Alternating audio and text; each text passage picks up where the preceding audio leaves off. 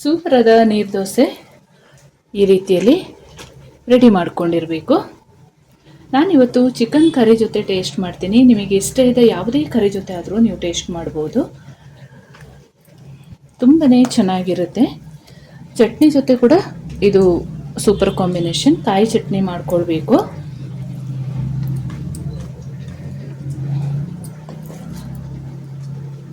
ತೆಳ್ಳಗೆ ಬೆಳ್ಳಗೆ ಮಾಡಿದರೆ ಗಂಟ್ಲಲ್ಲಿ ಜಾರ್ಕೊಳ್ಳೋದೇ ಗೊತ್ತಾಗಲ್ಲ ದೋಸೆ, ಅಷ್ಟೊಂದು ಚೆನ್ನಾಗಿರುತ್ತೆ.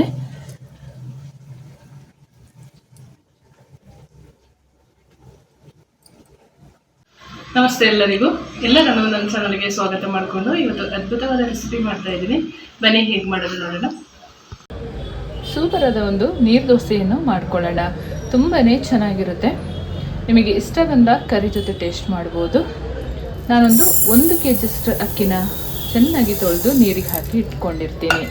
ನಾವು ದೋಸೆ ಮಾಡುವ ಒಂದು 4 ಅವರ್ ಮೊದಲು ಅಕ್ಕಿ ನೆನೆಯಕ್ಕೆ ಇಡಬೇಕು. ಇಲ್ಲ ನೈಟ್ ಹಾಕಿ ಬೆಳಿಗ್ಗೆ ರುಬ್ಕೊಂಡ್ರೂ ಚೆನ್ನಾಗಿರುತ್ತೆ, ಬೆಳಿಗ್ಗೆ ಹಾಕಿ ಸಂಜೆ ರುಬ್ಕೊಂಡ್ರು ಅದು ಕೂಡ ಚೆನ್ನಾಗಿರುತ್ತೆ. ನಾನು ನಮ್ಮ ಊರಲ್ಲಿ ಬೆಳೆದ ಅಕ್ಕಿನ ಇವತ್ತು ನೀರು ದೋಸೆಗೆ ಸೇರಿಸ್ಕೊಂಡಿದ್ದೀನಿ. ಚೆನ್ನಾಗಿ ವಾಶ್ ಮಾಡ್ಕೊಳ್ಳೋಣ.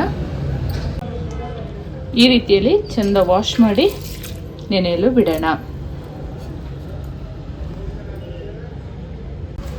ನೀರು ದೋಸೆಗೆ ಅಕ್ಕಿ ಚೆನ್ನಾಗಿ ನೆಂದ್ಕೊಂಡಿದೆ ನೋಡಿ. ಈ ರೀತಿಯಲ್ಲಿ ನೆಂದಿರಬೇಕು.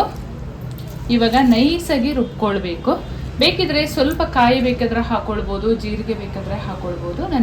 ಹಾಗೆಯೇ ಇವತ್ತು ನಾನು ಅಕ್ಕಿ ಮಾತ್ರ ರುಬ್ಬಿ ಮಾಡ್ತಾ ಇದ್ದೀನಿ.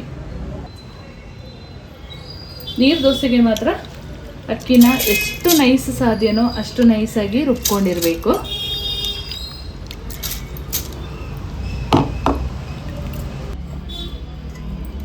ಈ ಹದದಲ್ಲಿ ನೈಸಾಗಿ ರುಬ್ಕೊಂಡಿರಬೇಕು.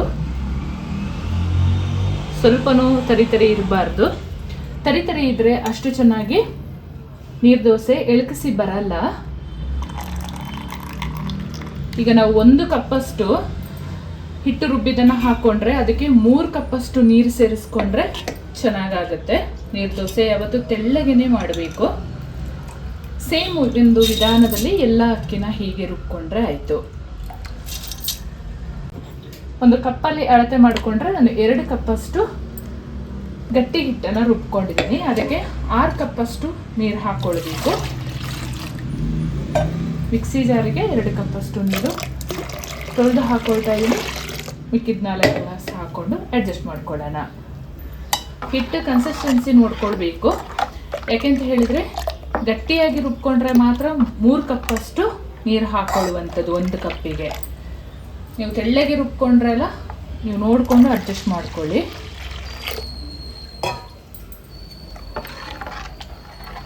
ಈ ಹದದಲ್ಲಿ ನೀರು ದೋಸೆ ಹಿಟ್ಟು ರೆಡಿಯಾಗಿರಬೇಕು.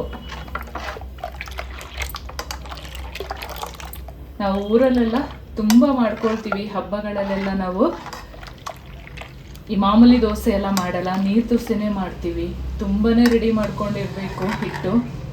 ಆವಾಗೆಲ್ಲ ಕಲ್ಲಲ್ಲಿ ಕಡ್ದು ಮಾಡ್ತೀವಿ, ಅದರ ರುಚಿನೇ ಬೇರೆ. ಮತ್ತು ಒಲೆಯಲ್ಲಿ ನಾವು ನೀರು ದೋಸೆ ಮಾಡಿದಾಗ ತುಂಬಾ ರುಚಿಯಾಗಿರುತ್ತೆ. ನೀವು ಯಾರೆಲ್ಲ ನಿಮ್ಮ ಊರಲ್ಲಿ ಕಲ್ಲಲ್ಲಿ ಕಡ್ದ ನೀರು ದೋಸೆ ಟೇಸ್ಟ್ ಮಾಡಿದ್ದೀರಾ ನನಗೆ ಕಮೆಂಟಲ್ಲಿ ತಿಳಿಸಿ. ಇವಾಗ ನೀರು ದೋಸೆ ಮಾಡಿಕೊಳ್ಳೋಣ. ನಂದು ಮಾಮೂಲಿ ನೀರು ದೋಸೆ ಮಾಡುವ ಕಲ್ಲು, ಬಳಪದ ಕಲ್ಲು ಹಾಳಾಗಿದೆ. ಸೊ ಹಾಗಾಗಿ ನಾನು ಈ ನಾನ್ ಸ್ಟಿಕ್ ತವದಲ್ಲೇ ಮಾಡ್ಕೊಳ್ತೀನಿ. ನೀರು ದೋಸೆ ಹಾಕೊಳ್ಳೋ ಮೊದಲು ತವಕ್ಕೆ ಸ್ವಲ್ಪ ನೀರು ಹಾಕೊಳ್ಳೋಣ. ಚೆನ್ನಾಗಿ ಒಮ್ಮೆ ಒರೆಸ್ಕೊಂಡು ಆಮೇಲೆ ದೋಸೆ ಹಾಕೊಳ್ಳೋಣ. ಸ್ವಲ್ಪ ಎಣ್ಣೆ ಕೂಡ ಹಾಕೊಳ್ಳೋಣ. ಜಾಸ್ತಿ ಬೇಡ. ಬಳಪದ ಕಲ್ಲಾದರೆ ಪ್ರತಿಯೊಂದು ದೋಸೆ ಹಾಕುವಾಗನೂ ಮೊದಲು ಎಣ್ಣೆ ಹಾಕ್ಕೊಂಡೇ ಮಾಡ್ಕೊಳ್ಬೇಕು. ಈ ನಾನ್ ಸ್ಟಿಕ್ ತವ ಆದರೆ ಹಾಗಿಲ್ಲ. ನೀರು ದೋಸೆ ಹಾಕೊಳ್ಳುವ ಮೊದಲು ಚೆನ್ನಾಗಿ ಒಮ್ಮೆ ಮಿಕ್ಸ್ ಮಾಡಿಕೊಂಡೇ ಹಾಕ್ಕೊಳ್ಬೇಕು.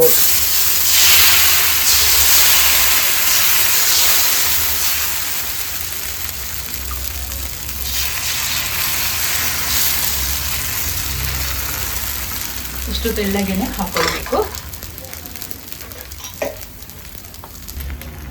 ನೀರು ದೋಸೆನ ಮಗ್ಚೆ ಹಾಕಿ ಏನು ಬೇಯಿಸ್ಕೊಳ್ಬಾರ್ದು ನೋಡಿ. ಈ ರೀತಿಯಲ್ಲಿ ಮಾಡ್ಕೊಳ್ಬೇಕು.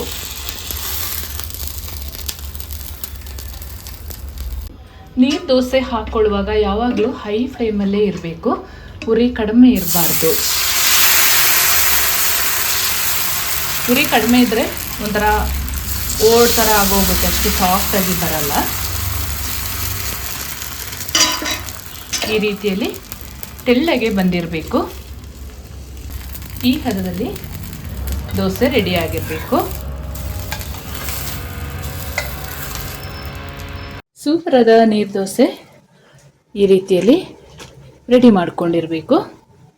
ನಾನಿವತ್ತು ಚಿಕನ್ ಕರಿ ಜೊತೆ ಟೇಸ್ಟ್ ಮಾಡ್ತೀನಿ. ನಿಮಗೆ ಇಷ್ಟ ಇದೆ ಯಾವುದೇ ಕರಿ ಜೊತೆ ಆದರೂ ನೀವು ಟೇಸ್ಟ್ ಮಾಡ್ಬೋದು, ತುಂಬಾ ಚೆನ್ನಾಗಿರುತ್ತೆ. ಚಟ್ನಿ ಜೊತೆ ಕೂಡ ಇದು ಸೂಪರ್ ಕಾಂಬಿನೇಷನ್. ಕಾಯಿ ಚಟ್ನಿ ಮಾಡ್ಕೊಳ್ಬೇಕು.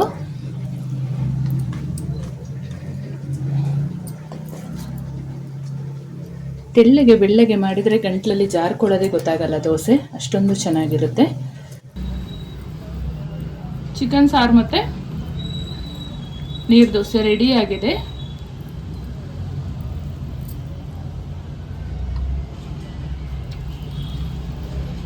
ತುಂಬಾನೇ ಕಾಂಬಿನೇಷನ್ ಚೆನ್ನಾಗಿರುತ್ತೆ, ನೀವು ಒಮ್ಮೆ ಟ್ರೈ ಮಾಡಿ ಆಯಿತಾ. ಈ ಹದದಲ್ಲಿ ಅದ್ಭುತವಾದ ನೀರು ದೋಸೆ ರೆಡಿ ಮಾಡಿಕೊಂಡು ಹೇಗಿತ್ತು ಕಮೆಂಟಲ್ಲಿ ತಿಳಿಸೋದನ್ನು ಮರಿಬೇಡಿ. ನಾನು ಮಾಡುವ ಅಡುಗೆಗಳು ನಿಮಗೆ ಇಷ್ಟ ಆಗ್ತಿದ್ರೆ ದಯಮಾಡಿ ಸಬ್ಸ್ಕ್ರೈಬ್ ಮಾಡಿಕೊಂಡು ನಿಮ್ಮ ಫ್ರೆಂಡ್ಸ್ ಆ್ಯಂಡ್ ಫ್ಯಾಮಿಲಿಗೆ ಹೆಚ್ಚು ಹೆಚ್ಚು ಶೇರ್ ಮಾಡೋದನ್ನು ಮರಿಬೇಡಿ. ಹಾಗೆ ಲೈಕ್ ಮಾಡಿಕೊಂಡು ವಿಡಿಯೋ ವಾಚ್ ಮಾಡಿ. ಮುಂದೆ ಅದ್ಭುತವಾದ ಹೊಸ ಅಡುಗೆಯೊಂದಿಗೆ ನಿಮ್ಮನ್ನೇ ಭೇಟಿ ಮಾಡ್ತೀನಿ. ಅಲ್ಲಿವರೆಗೂ ತುಂಬ ಹೃದಯದ ಧನ್ಯವಾದಗಳು.